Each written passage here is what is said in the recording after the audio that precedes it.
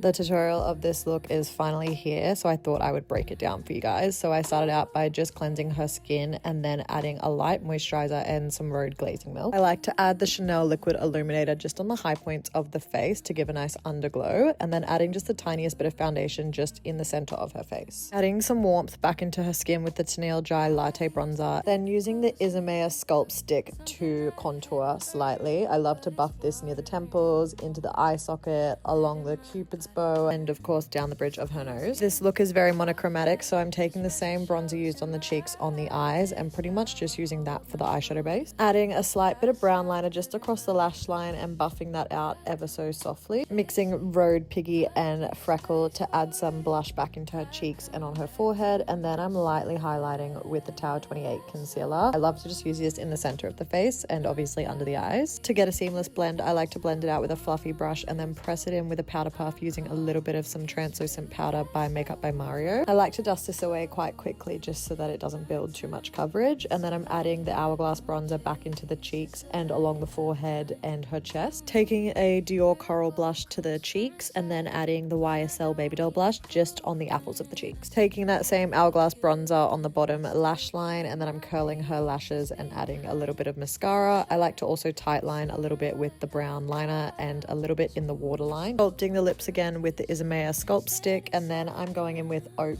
by MAC, which is a beautiful nude brown, and then defining a bit more with Anywhere Caffeine. Adding a Fenty gloss over top, and then I'm just adding some freckles back into the skin and a couple across her nose. I feel like this just makes the skin look like skin again.